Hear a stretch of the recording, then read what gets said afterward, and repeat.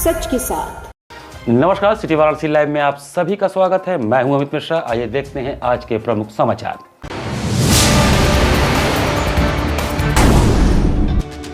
गणतंत्र दिवस से पहले वाराणसी में high alert. Cantt railway station पर जीआरपी, आरपीएफ, बीडीएस व डॉग स्क्वाड की सघन जांच।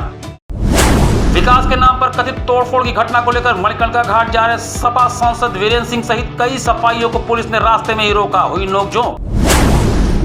पीएम मोदी के मन की बात कार्यक्रम के 130वें संस्करण का हुआ आयोजन। श्रवण के लिए बीजेपी के लोगों ने जगह जगह आयोजित किया कार्यक्रम। और जीवन दीप में कर्तव्य बोध पखवाड़ा 2026 के अंतर्गत 71 शिक्षकों को युवा शक्ति सम्मान से किया गया सम्मानित। और अब समाचार विस्तार से। रविवार को सपा के चंदौली सांसद वीरेंद्र सिंह को मणिकर्णिका घाट जाने से पुलिस द्वारा रोके जाने पर वह टैगोर टाउन स्थित अपने आवास के बाहर धरने पर बैठ गए। रविवार को समाजवादी पार्टी के चंदौली सांसद वीरेंद्र सिंह को कैंट पुलिस ने मणिकर्णिका घाट जाने से रोक दिया। अर्धली बाजार स्थित टैगोर टाउन कॉलोनी में आवास पर एसीपी कैंट नितिन तनेजा के नेतृत्व में स्थानीय थाने की फोर्स पहुंची। इस दौरान सांसद वीरेंद्र सिंह मणिकर्णिका घाट जाने की बात पर अड़े रहे और सड़क पर ही बैठ गए। सपा सांसद वीरेंद्र सिंह ने कहा कि भाजपा अहिल्याबाई की मूर्ति को खंडित करने के मामले में भ्रम फैला रही है।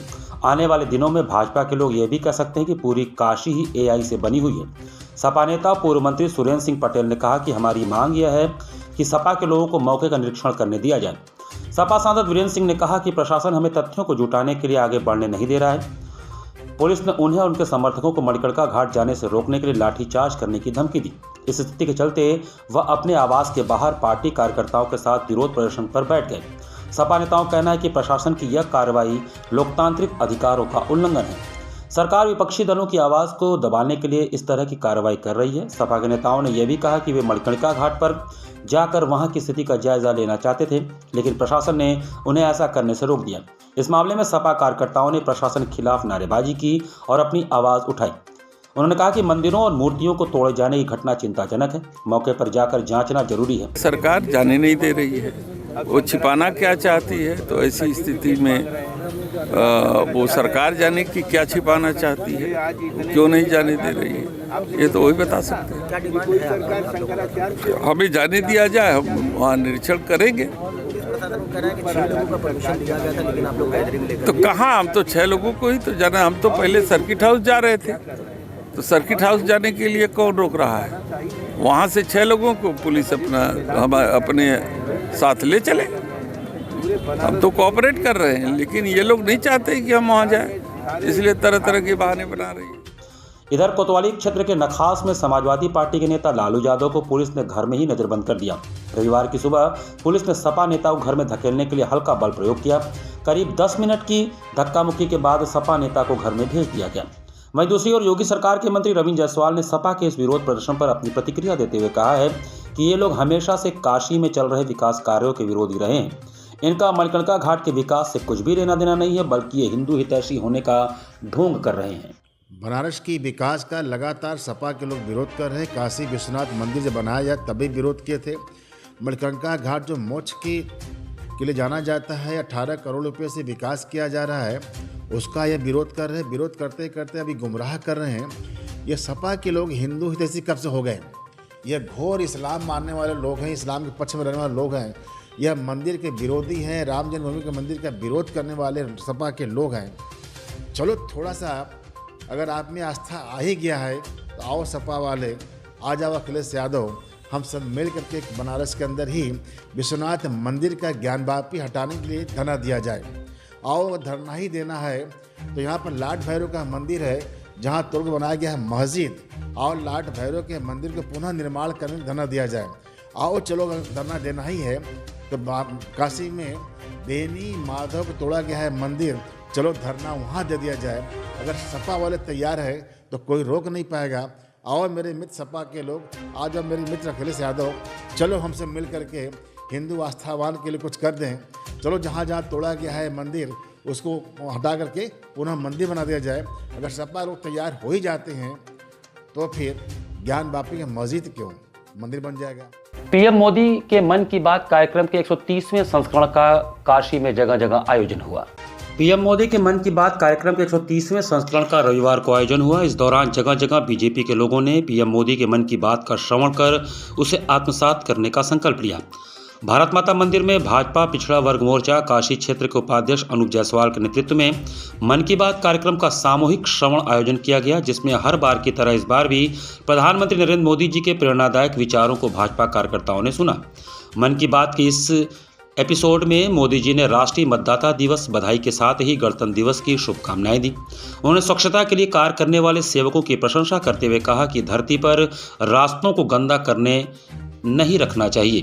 सैकड़ों टन कचरा साफ करने वालों की भूरी भूरी प्रशंसा किया।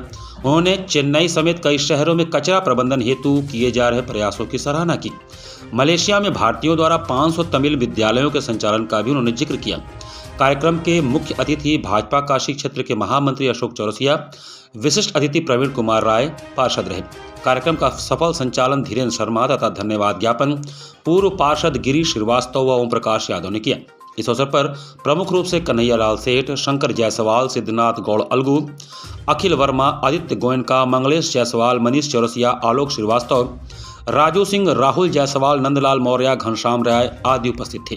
25 जनवरी को माननीय मोदी जी के मन की बात के 130वें संस्करण का यहाँ आयोजन किया, जिसमें माननीय मोदी जी ने हम सबको कई गणतंत्र दिवस की शुभकामना देते हुए राष्ट्रीय मतदाता दिवस पर्व के बारे में बताया, नव मतदाता के स्वागत के लिए कहा और स्वच्छता के लिए जो उनका सबसे पसंदीदा विषय है, कैसे कहीं कोई कितने लाख किलो कचरा हटाने का काम कर रहा है। किसी गांव में एक ऐसी व्यवस्था है कि वहां के बुजुर्ग अपना खाना नहीं बनाते हैं और कम्युनिटी किचन के माध्यम से उनकी सेवा की जाती है। सुसुवाई स्थित पंचायत भवन के बूथ संख्या 400, 401 एवं 402 पर रविवार को प्रधानमंत्री नरेंद्र मोदी के रेडियो कार्यक्रम मन की बात का सामूहिक श्रवण कार्यक्रम आयोजित किया गया। कार्यक्रम का आयोजन स्थानीय पार्षद सुरेश कुमार उर्फ गुड्डू पटेल के नेतृत्व में किया गया, जिसमें बड़ी संख्या में ग्रामीणों एवं भाजपा कार्यकर्ताओं ने भाग लिया। कार्यक्रम के दौरान प्रधानमंत्री ने अपने संबोधन में startup India, AI, artificial intelligence, जल संरक्षण, पोषक अनाज, मोटे अनाज, श्री अन्न को बढ़ावा देने जैसे विषयों पर विस्तार से चर्चा की।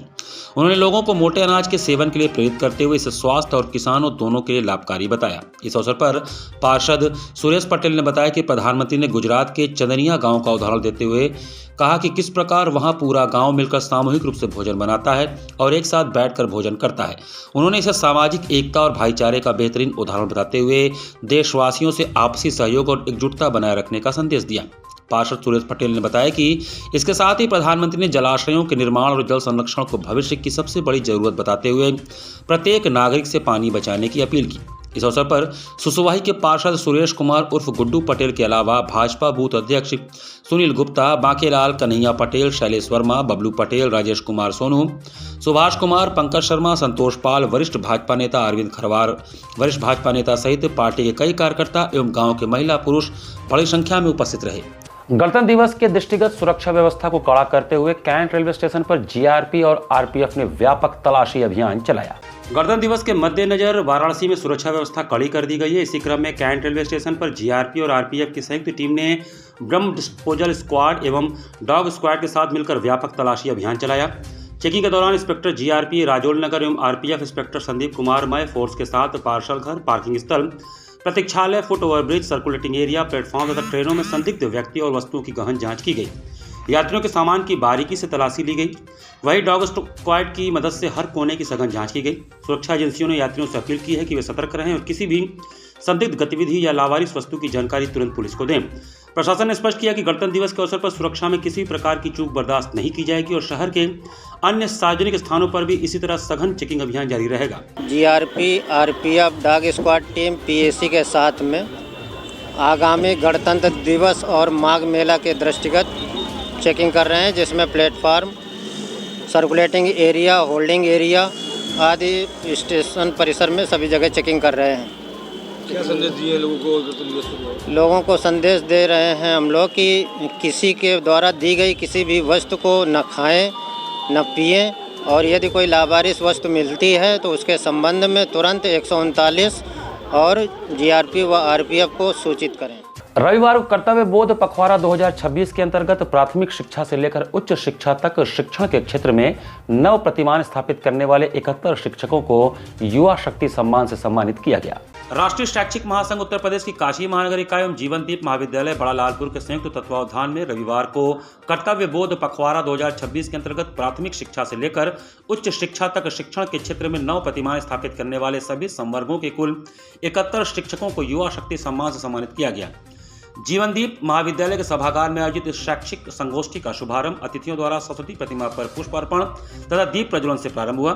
महाविद्यालय की छात्राओं द्वारा सरस्वती वंदना एवं सुश्री सांभवी द्वारा सुमधुर संगीतमय स्वागत गीत से समस्त विद्वत जनों का स्वागत किया गया। कार्यक्रम सचिव अमिताभ मिश्र द्वारा वेद मंत्रों के द्वारा वैदिक मंगलाचरण किया गया। तत्पश्चात जीवनदीप शिक्षण समूह के अध्यक्ष डॉक्टर अशोक कुमार सिंह व निदेशिका डॉक्टर अंशु सिंह द्वारा मंचासीन अतिथियों सहित समस्त विद्वत जनों का सम्मान किया गया।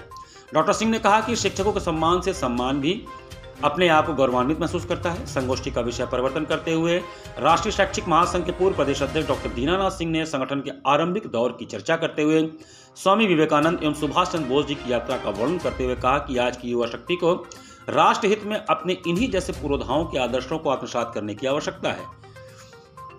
संगोष्ठी का मुख्य अतिथि पद से बोलते हुए महात्मा गांधी काशी विद्यापीठ के कुलपति प्रोफेसर आनंद कुमार त्यागी ने कहा कि हमें खुद आत्मनिरीक्षण करना होगा, केवल छात्रों को जिम्मेदार नहीं बनाएंगे, कक्षा में नयापन आना चाहिए। उन्होंने AI एनरिच्ड कक्षाओं तथा आधुनिक डिजिटल टूल का प्रयोग करने पर बल दिया। कहा कि ज्ञान केवल सूचना मात्र नहीं है, वास्तविक ज्ञान वही है जिससे मानवता की शाश्वतता सुनिश्चित हो सके। आज शिक्षा को आंचलिक रूप से समृद्ध करने की आवश्यकता है।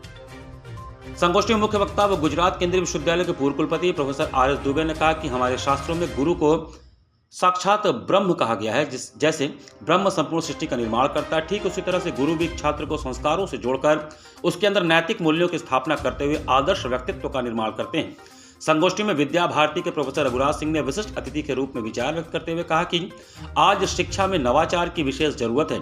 संगोष्ठी की अध्यक्षता करते हुए संपूर्णानंद संस्कृत विश्वविद्यालय के कुलपति प्रोफेसर बिहारी लाल शर्मा ने कहा कि शिक्षक ज्ञान का दीप छात्र के अंदर जगाता है, प्रेरित करता है। छात्र में ज्ञान से लेकर बोध तक की यात्रा कराना शिक्षक का दायित्व है। उन्होंने भारत के अमृत काल की चर्चा करते हुए कहा कि विकसित भारत होगा तो उसका रास्ता अध्यापक के घर से होकर जाएगा। कार्यक्रम के अंत में वंदे मातरम गीत के पश्चात 100% मतदान के लिए शपथ दिलाई गई। संगोष्ठी का संचालन डॉक्टर जगदीश सिंह दीक्षित और प्रोफेसर अंजू सिंह एवं धन्यवाद कार्यक्रम संयोजक डॉक्टर रश्मि सिंह द्वारा दिया गया। संगोष्ठी में जीवनदीप महाविद्यालय के प्राचार्य डॉक्टर इंद्रेश सिंह, प्रोफेसर के सिंह, अनुशास्ता Kashi Vidyapith, professor Virendra Kumar Nirmal, professor Nalini Shyam Kamil, professor Vandana Pandey, professor Raghavendra Kumar Pandey, professor Pratibha Singh, professor Maya Singh, professor Sanjay Chaturvedi, professor Om Prakash Chaudhary, professor Arun Kumar Rai, professor Himanshu Singh, लहजे कुशवाहा, जीवनदीप शिक्षा विभाग के विभागाध्यक्ष doctor Jinendra Kumar Singh, doctor Rajesh Kumar Singh, doctor Nalin Kumar Mishra, doctor Jagat Singh, doctor Ram Prakash Singh Yadav, Jyoti Prakash, Ramashish Sharma, Kamlesh Singh, Avanindra Singh, professor Babban Ram, doctor पायल श्रीवास्तव, अलका सिंह आदि मौजूद रहे। जो विद्यालय हैं उनका भी कार्य चले और जो विद्यालय में कार्य करने वाले लोग हैं उनका भी कार्य जो है बिना रोक टोक के चलता रहता है। और हमें लगता है कि इस तरह के कुलपति भी कभी कभी मिलते हैं। आप लोग देख ही रहे हैं, यहाँ तो 4 विश्वविद्यालय हैं, संपूर्णानंद है, विद्यापीठ है, साथ में वो तिब्बतियन है और काशी हिंदू विश्वविद्यालय महावीर जी है। मैं महाविद्यालय क्यों आऊं, मैं विश्वविद्यालय क्यों जाऊं, हमें इसका जवाब देना पड़ेगा। आज जब ज्ञान पूरे हवा में फैला हुआ है, पूरा वर्चुअल वर्ल्ड हमारे सामने है, जितनी भी सूचनाएं हैं, जितनी भी नॉलेज है, वो तमाम चीजें हमारे पास सॉफ्ट फाइल के रूप में उपलब्ध हैं और लगभग बिना कीमत में उपलब्ध हैं। आचार्य पंडित सीताराम चतुर्वेदी जी के 119वें जन्म जयंती पर डोमरी स्थित महाविद्यालय में आयोजित 3 दिवसीय समारोह के प्रथम दिन संगोष्ठी का आयोजन किया गया। डोमरी रामनगर स्थित आचार्य सीताराम चतुर्वेदी महिला महाविद्यालय में बाल शिक्षा मंडल काशी के संस्थापक आचार्य पंडित सीताराम चतुर्वेदी जी के 119वें जन्म जयंती समारोह के आयोजित 3 दिवसीय समारोह के प्रथम दिन रविवार को भारतीय ज्ञान प्रणाली एवं आचार्य पंडित सीताराम चतुर्वेदी शिक्षण, साहित्य और रंगमंच विषयक 1 दिवसीय संगोष्ठी का आयोजन किया गया तथा भारतीय ज्ञान प्रणाली पर प्रदर्शनी का उद्घाटन भी हुआ। सर्वप्रथम कार्यक्रम के मुख्य अतिथि डॉक्टर पृथ्वीश नाग, पूर्व कुलपति महात्मा गांधी काशी विद्यापीठ वाराणसी, सारस्वत अतिथि प्रोफेसर सदाशिव कुमार द्विवेदी, अध्यक्ष संस्कृत विद्या धर्म विज्ञान संकाय काशी हिंदू विश्वविद्यालय वाराणसी, महाविद्यालय के निदेशक प्रोफेसर कल्पलता पांडे तथा बाल विद्यालय डोमरी के निदेशक मुकुल पांडे द्वारा मां सरस्वती एवं आचार्य पंडित सीताराम चतुर्वेदी जी के चित्र पर पुष्पांजलि एवं दीप प्रज्वलन कर कार्यक्रम का शुभारंभ किया गया। दीप प्रज्वलन के पश्चात महाविद्यालय की छात्राओं ने कुल गीत प्रस्तुत किया। कुल गीत के पश्चात अतिथियों का सम्मान स्मृति चिन्ह, अंग वस्त्रम तथा पौधा देकर किया गया। सम्मान के पश्चात अतिथियों का वाचिक स्वागत एवं विषय प्रवर्तन कार्यक्रम की संयोजक डॉक्टर प्रतिमा राय द्वारा प्रस्तुत किया गया। इसके पश्चात कार्यक्रम में प्रोफेसर शशिकला त्रिपाठी, प्रोफेसर सुचिता त्रिपाठी, प्रोफेसर श्रद्धानंद, डॉक्टर मंजू कुमारी, डॉक्टर शांता चटर्जी तथा श्रीमती सुमन कुशवाहा ने वक्ता के रूप में अपने अपने विचार आचार्य जी के बारे में व्यक्त किए। इसके पश्चात शोध पत्रिका के 2 अंकों का विमोचन अतिथियों द्वारा किया गया। इस अवसर पर मुख्य अतिथि ने अपने वक्तव्य में कहा कि आचार्य सीताराम चतुर्वेदी जी एक व्यक्ति नहीं, विचार हैं, सीमित नहीं अपार हैं। वह अप्रतिम साहित्यकार, व्यंग्यकार, निबंधकार एवं बहुआयामी व्यक्तित्व के धनी थे। कार्यक्रम का अध्यक्षीय उद्बोधन देते हुए महाविद्यालय के निदेशक प्रोफेसर कल्पलता पांडे ने आचार्य जी के प्रति अपना विचार व्यक्त करते हुए उनके साथ बचपन के दिनों को याद किया तथा सभी का आभार व्यक्त किया। धन्यवाद ज्ञापन महाविद्यालय के प्राचार्य प्रोफेसर राम नरेश शर्मा तथा मंच का संचालन डॉक्टर लक्ष्मी द्वारा किया गया। अंत में अतिथियों द्वारा प्रदर्शनी का उद्घाटन कर उसका अवलोकन किया गया। कार्यक्रम में प्रमुख रूप से ओम प्रकाश सिंह, दयाशंकर मिश्र, प्रोफेसर श्रीनिवास ओझा, ब्रजेश पांडे, सुनील नारायण उपाध्याय, स्नेहलता पांडे, नीता त्रिपाठी, डॉक्टर अरुण कुमार दुबे आदि गणमान्य लोग उपस्थित थे। महिला शिक्षा के लिए, युवा वर्ग के चारित्रिक बल के लिए किस तरह उन्होंने बल दिया, जोर दिया। जो काशी में विद्वत परंपरा में उन्होंने विद्वत परंपरा को समृद्ध ही नहीं किया, अपनी संस्था के लिए आज वो हमारे बीच में अग्रणी बने। तो एक और संदर्भ आता है कि उस समय जब उनका लेखन कार्य चल रहा था, इतनी बेबाक टिप्पणियों की संस्था से वो लेखकों को दिया करते थे कि प्रतिनिधि लेखक, राष्ट्र कवि, ऐसे बहुत सारे संदर्भ जब दिए जा रहे थे तो उन्होंने बहुत सुंदर वक्तव्य दिया, बहुत सुंदर लिखा कि राष्ट्र कवि आखिर है कौन। रविवार को भारतीय सब्जी अनुसंधान संस्थान में किसान मेले का आयोजन हुआ। भारतीय सब्जी अनुसंधान संस्थान वाराणसी में 25 जनवरी रविवार को किसान मेले का आयोजन किया गया। इस कार्यक्रम के मुख्य अतिथि कर्नल डॉक्टर विजेंद्र सिंह, कुलपति राम मनोहर लोहिया, अवध विश्वविद्यालय अयोध्या उत्तर प्रदेश रहे। उन्होंने सब्जी उत्पादन के क्षेत्र में संस्थान द्वारा किए जा रहे शोध एवं नवाचार कार्यों की सराहना करते हुए कहा कि कृषि के समग्र विकास में सब्जी उत्पादन की भूमिका अत्यंत महत्वपूर्ण है। मुख्य अतिथि ने कहा कि यदि संस्थान संबंधित विभाग समन्वय के साथ जिले के कुछ गांवों को गोद ले तो उन्हें सब्जी उत्पादन में आदर्श गांव के रूप में विकसित किया जा सकता है। आज समय की सबसे बड़ी मांग किसानों की आमदनी को बढ़ाना है। उन्होंने किसानों से खेती के तरीके में बदलाव की अपील की और आग्रह किया कि जल, जमीन एवं जलवायु की शुद्धता बनाए रखने की आवश्यकता है ताकि आने वाली अगली पीढ़ी को सुरक्षित कृषि सौंपी जा सके। कार्यक्रम में पूर्वांचल के 19 FPO के साथ संस्थान की तकनीकी हस्तांतरण का अनुबंध किया गया। कृषि जगत में विशेषकर सब्जी उत्पादन में बढ़िया खेती कर रहे किसानों अंजू चतुर्वेदी, अवनीश पटेल, राम बुझारत सिंह एवं ऋषभ पटेल को पुरस्कृत किया गया। एकीकृत बागवानी विकास मिशन परियोजना के अंतर्गत एक्सपोर्ट को बढ़ावा देने हेतु किसान राम रतन सिंह, अरुण सिंह, पप्पू गुप्ता, सर्वजीत सिंह एवं केदार यादव को इनपुट एवं तकनीकी सहायता प्रदान की गई। इसके अलावा प्रदर्शनी में शामिल KVK, वाराणसी, जौनपुर आदि को सम्मानित किया गया। कार्यक्रम के विशिष्ट अतिथि डॉक्टर सुधाकर पांडे, सहायक महानिदेशक मसाले, औषधि एवं सब्जी फसलें, भारतीय कृषि अनुसंधान परिषद, नई दिल्ली थे। मेले के दौरान आयोजित किसान गोष्ठी में उत्तर प्रदेश, बिहार, झारखंड के विभिन्न जनपदों से आए 2000 से अधिक किसानों ने भाग लिया एवं 30 से अधिक स्टॉल भी लगाए गए। गोष्ठी में सब्जी उत्पादन, प्रसंस्करण, मूल्य संवर्धन एवं कृषि से जुड़े विभिन्न महत्वपूर्ण विषय पर जानकारी दी गई। शास्त्रार्थ महाविद्यालय के 82वें वार्षिकोत्सव पर आयोजित संस्कृत प्रतियोगिता में बटुक विद्यार्थियों ने नई शिक्षा नीति पर संस्कृत निष्ठ भाषण दिया। नव शिक्षा नीति भारतस्य शिक्षा व्यवस्थायां महत्वपूर्णं परिवर्तनम् अस्ति, यस्य उद्देश्यं शिक्षाम् अधिक समावेशी, गुणवत्तायुक्तम्, आधुनिकं च कर्तुं भवति। आधुनिक भारते नूतन शिक्षा नीते विशिष्टं महत्वं वर्तते। अर्थात नई शिक्षा नीति भारतीय शिक्षा प्रणाली का एक महत्वपूर्ण बदलाव है। इसका उद्देश्य शिक्षा को अधिक समावेशी, गुणवत्तापूर्ण और आधुनिक बनाना है। आधुनिक भारत में नई शिक्षा नीति का विशेष महत्व है। रविवार को कुछ इसी प्रकार का संस्कृत संभाषण शास्त्रार्थ महाविद्यालय दशाश्वमेध में देखने को मिला। अवसर था शास्त्रार्थ महाविद्यालय के 82वें वार्षिकोत्सव के उपलक्ष्य में आयोजित संस्कृत प्रतियोगिता के अंतर्गत बटुक विद्यार्थियों ने नई शिक्षा नीति पर संस्कृत निष्ठ भाषण दिया। इस प्रतियोगिता में कुल 22 विद्यार्थियों ने हिस्सा लिया, जिसमें संपूर्णानंद संस्कृत विश्वविद्यालय के श्रीवास तिवारी ने प्रथम स्थान प्राप्त किया। द्वितीय स्थान पर सतुआ बाबा संस्कृत विद्यालय के हर्षित मिश्र व तृतीय स्थान बंशीधर संस्कृत उच्चतर माध्यमिक विद्यालय के जितेंद्र मिश्र ने प्राप्त किया। इसके बाद 2 विषयों में शास्त्रार्थ हुआ, जिसमें व्याकरण शास्त्र में राम प्रसाद प्रथम, शिवांश त्रिपाठी द्वितीय व झंटू कुमार तिवारी को तृतीय स्थान पर ही संतोष करना पड़ा। न्याय शास्त्र के सूत्र हेत्वाभास विचारः पर कांटे की लड़ाई थी। सभी प्रतियोगियों ने अपना अपना गूढ़ मत प्रस्तुत किया, जिसमें सुदर्शन भट्टराई, हर्ष मिश्र व अम्बरीश त्रिपाठी क्रमशः प्रथम, द्वितीय व तृतीय स्थान पर रहे। सबसे अंत में श्लोक अंताक्षरी की स्पर्धा हुई, जिसमें कुल 48 बच्चों ने प्रतिभाग किया।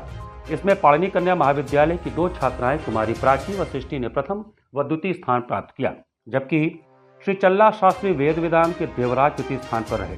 उक्त स्पर्धाओं के निर्णायक मंडल में डॉक्टर दिव्य चैतन्य ब्रह्मचारी, डॉक्टर शेष नारायण मिश्र, आचार्य विकास दीक्षित, डॉक्टर श्रीराम पांडे, डॉक्टर अशेष नारायण मिश्र व आचार्य संजय उपाध्याय रहे।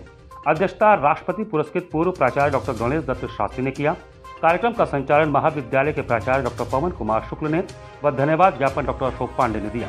23 से 24 तारीख तक महाभाग देवी माता सरस्वती की पूजन अर्चना के पश्चात आज से प्रतियोगिताओं का क्रम प्रारंभ है। प्रातः 11 बजे से नव्य शिक्षा नीति प्रभाव, मतलब नई शिक्षा नीति का वर्तमान में क्या प्रभाव है, इस विषय पर विद्यार्थियों ने संभाषण किया। इसमें लगभग 38 प्रतिभागियों ने विभिन्न महाविद्यालयों के पाठशालाओं के प्रतिभाग किया। तदनंतर 2 विषयों में शास्त्रार्थ की प्रतियोगिता आयोजित हुई, जिसमें व्याकरण शास्त्र और न्याय में, इसमें भी लगभग 21 बच्चों ने प्रतिभाग किया। इसके बाद श्लोक अंत्याक्षरी, जो ग्रंथों में, पुस्तकों में श्लोक छिपे हैं, धार्मिक श्लोक छिपे हैं, उन श्लोकों की श्लोक अंत्याक्षरी की प्रतियोगिता आयोजित हुई, जिसमें लगभग 72 प्रतिभागियों ने हिस्सा लिया है, बढ़ चढ़कर हिस्सा लिया है। जिले स्तर के यह प्रतियोगिताएं आयोजित हो रही हैं। इसमें बच्चे सहर्ष प्रतिभाग कर रहे हैं। इसमें विजयी प्रतिभागियों को दिनांक 30 जनवरी 2026 को दोपहर में 2 बजे के बाद आयोजित समारोह में पुरस्कृत किया जाएगा, जिसमें प्रथम, द्वितीय, तृतीय स्थान व प्रोत्साहन प्राप्त करने वालों को पुरस्कार एवं प्रमाण पत्र प्रदान किया जाएगा। महिला भूमिहार समाज द्वारा रविवार को 80 घाट से नमो घाट तक बजड़े पर हर्षोल्लास के साथ बसंतोत्सव मनाया गया। वसंत ऋतु का आगमन अपने साथ नई उमंग, रंग और उत्साह लेकर आता है। बनारस में बसंतोत्सव का सीधा संबंध गंगा किनारे बजड़ों पर आयोजित होने वाले संगीतमय उत्सव से है। इसी परंपरा और बनारसीपन को जीवंत बनाए रखने के लिए महिला भूमिहार समाज द्वारा 25 जनवरी रविवार को सुबह 11 बजे से 80 घाट से नमो घाट तक बसंतोत्सव हर्षोल्लास के साथ बजड़े पर मनाया गया। बसंतोत्सव कार्यक्रम में सभी सदस्य पीले वस्त्रों से सुसज्जित होकर मां गंगा की गोद में बजड़े पर उपस्थित थे। तरह तरह के खेल, गीत, संगीत का आनंद लेते हुए स्वादिष्ट गर्मा गर्म बनारसी नाश्तों का सभी ने स्वाद लिया। कार्यक्रम में डॉक्टर राजलक्ष्मी राय, पूनम सिंह, डॉक्टर मंजुला चौधरी, किरण सिंह, सोनी राय, विजेता राय, वंदना सिंह, चंद्रकला राय, प्रतिमा सिंह, पूनम सिंह, किरण राय, रश्मि सिंह, पुष्पा जी, प्राची राय, सीमा, अनिता राय, स्मिता, प्रिया, प्रियंका, विनीता आदि सम्मिलित रही। संस्कृति विभाग द्वारा आयोजित सुर साधना कार्यक्रम में युवा कलाकार प्रवीण सिंह ने मनमोहक गायन प्रस्तुत किया। संस्कृति विभाग उत्तर प्रदेश द्वारा सुर साधना कार्यक्रम में प्रधानमंत्री के संसदीय क्षेत्र में उत्तर प्रदेश के प्रत्येक अंचल की अपनी विशिष्ट पहचान एवं समृद्ध विरासत की विशेषता को संजोए हुए वाराणसी के युवा कलाकार प्रवीण सिंह ने अपने गायन का शुभारंभ श्री राम अब कृपा करो, तत्पश्चात की बोल पिंजरे का तोता राम, सीताराम राधे श्याम, आया करे जरा कह दो सावरिया से, समापन होली खेले रघुवीर अवध में भजन मधुर सुरीली आवाज में प्रस्तुत कर मां गंगा के पावन तट पर उपस्थित समस्त श्रोतागणों के हृदय को मंत्रमुग्ध कर दिया। संगत कलाकार के रूप में तबले पर रुद्रांश प्रताप सिंह ने, बायां दायां तबले पर सुर लय ताल का अद्भुत समन्वय नंद नंदन भगवान श्री कृष्ण का वादन बांसुरी पर ऋतिक शुक्ला ने किया। डॉक्टर रत्नेश वर्मा ने सांस्कृतिक नगरी के रूप में विख्यात काशी में सुर साधना की नव परिकल्पना के लिए प्रदेश सरकार के प्रति आभार व्यक्त करते हुए इस कला और कलाकार के लिए अभूतपूर्व पहल बताया। साथ ही कार्यक्रम की सफलता के लिए हर संभव सहयोग का संकल्प किया। कार्यक्रम का सफल संचालन सीमा केसरी ने किया। इस अवसर पर भारी संख्या में दर्शकगण उपस्थित रहे।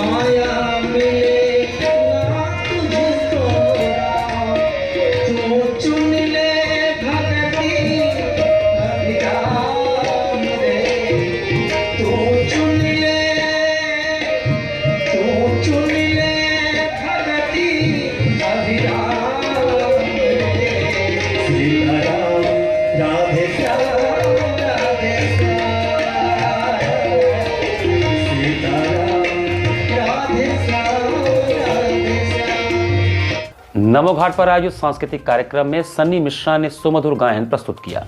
शनिवार को जिला प्रशासन वाराणसी में मंडलायुक्त एस राजलिंगम तथा जिलाधिकारी सत्येंद्र कुमार की पहल पर आयोजित होने वाले सांस्कृतिक संध्या कार्यक्रम में बनारस के सन्नी मिश्रा के गायन का कार्यक्रम हुआ।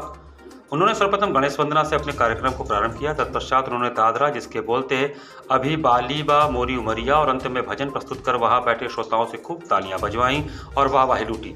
कार्यक्रम का संचालन एवं धन्यवाद ज्ञापन अनूप मिश्रा ने किया। कार्यक्रम संयोजक अंशुमान महाराज रहे।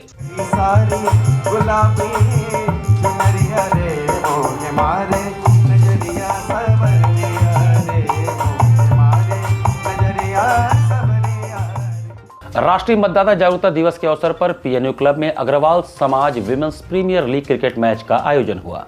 राष्ट्रीय मतदाता जागरूकता दिवस के अवसर पर Agarwal Samaj women's premier league cricket match का आयोजन रविवार को पीएनयू क्लब के मैदान पर हुआ, जिसमें देश की महिला शक्ति एवं सशक्त महिलाओं के नाम पर केंद्रित 4 टीमों ने हिस्सा लिया, जिसमें प्रमुख रूप से रानी Lakshmibai super queen, Rani Durgavati Titans, रानी अहिल्याबाई स्ट्राइकर्स एवं महारानी माधवी सुपरस्टार्स ने हिस्सा लिया। मैच का शुभारंभ श्री काशी अग्रवाल समाज की प्रधानमंत्री डॉक्टर रंजना अग्रवाल ने टॉस के साथ किया। इस अवसर पर सभापति संतोष कुमार अग्रवाल ने समस्त महिला खिलाड़ियों का उत्साहवर्धन करते हुए गणतंत्र दिवस की पूर्व संध्या व राष्ट्रीय मतदाता दिवस पर समस्त सदस्यों के साथ तिरंगा यात्रा निकाली। 18 साल पूरे कर चुके युवाओं को मतदाता बनने हेतु फॉर्म 6 वितरित कर मतदान के प्रति जागरूकता का संदेश दिया गया। टूर्नामेंट में 2 लीग मुकाबले और 1 फाइनल का मुकाबला खेला गया। पहला मुकाबला महारानी माधवी सुपरस्टार और रानी लक्ष्मीबाई सुपर क्वीन की टीमों के बीच खेला गया, जिसमें रानी लक्ष्मीबाई सुपर क्वीन की टीम ने टॉस जीतकर पहले गेंदबाजी करने का निर्णय लिया। पहले बल्लेबाजी करते हुए महारानी माधवी सुपरस्टार की टीम ने 4 विकेट के नुकसान पर 67 रन बनाए। निकिता ने 6 चौकों की मदद से 35 रनों का योगदान दिया। जवाब में रानी लक्ष्मीबाई की टीम अंत तक संघर्ष करती रही, लेकिन एक बेहद रोमांचकारी मुकाबले में महारानी माधवी सुपरस्टार की टीम ने 2 रनों से इस मुकाबले को अपने नाम किया। सिद्धि को शानदार प्रदर्शन करने के लिए प्लेयर ऑफ द मैच चुना गया। दूसरा मुकाबला लोकमाता अहिल्याबाई होलकर स्ट्राइकर और रानी दुर्गावती टाइटंस के बीच खेला गया, जिसमें टॉस स्ट्राइकर की टीम ने जीता और पहले बल्लेबाजी करते हुए हर्षिता अग्रवाल के शानदार अर्धशतक की बदौलत 8 ओवरों में 135 रनों का विशाल स्कोर बनाया। लक्ष्य का पीछा करते हुए रानी दुर्गावती टाइटंस की टीम 8 ओवरों में 2 विकेट के नुकसान पर महज 80 रन ही बना सकी। फाइनल का मुकाबला महारानी माधवी सुपरस्टार और लोकमाता अहिल्याबाई होलकर स्ट्राइकर के बीच खेला गया। फाइनल मुकाबले में महारानी माधवी सुपरस्टार की टीम पहले बल्लेबाजी करते हुए 2 विकेट के नुकसान पर 120 रन बनाए। शिवांगी ने 15 गेंदों में 7 छक्के और 2 चौकों की मदद से शानदार 52 रनों की पारी खेली। अहिल्याबाई होलकर स्ट्राइकर की टीम की तरफ से हर्षिता ही एकमात्र बल्लेबाज रहीं, जिन्होंने महारानी माधवी सुपरस्टार गेंदबाजों का डटकर सामना किया और 25 गेंद में 61 रनों की तेज तर्रार पारी खेली, मगर वो अपनी टीम को विजय लक्ष्य तक नहीं पहुंचा सकी और महारानी माधवी सुपरस्टार टीम 33 रनों से मुकाबला जीतकर काशी अग्रवाल समाज विमेन प्रीमियर लीग की पहली चैंपियन होने का गौरव हासिल किया। Player of the match women's व ऑफ द सीरीज का खिताब शिवांगी हर्षिता अग्रवाल को बेस्ट बैट्समैन, आरती को बेस्ट बॉलर का पुरस्कार मिला।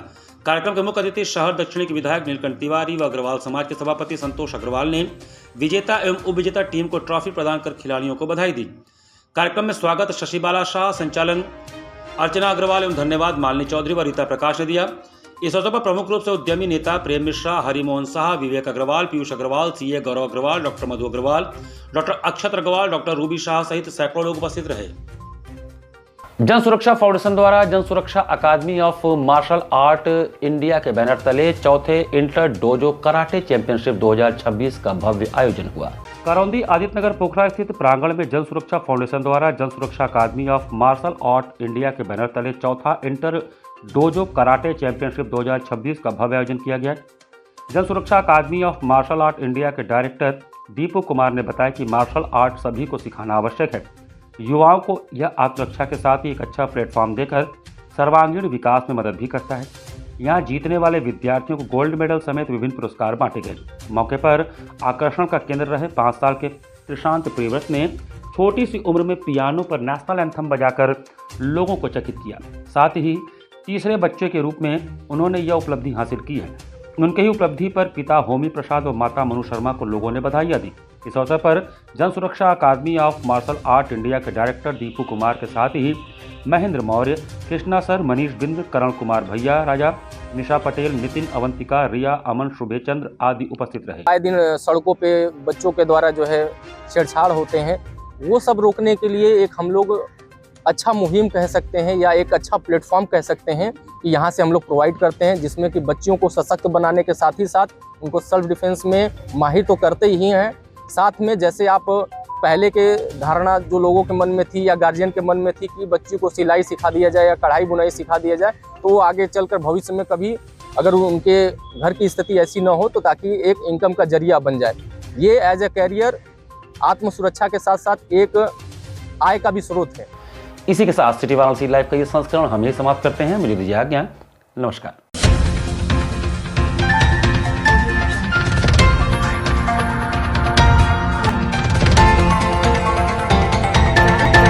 लाइव, सच के साथ।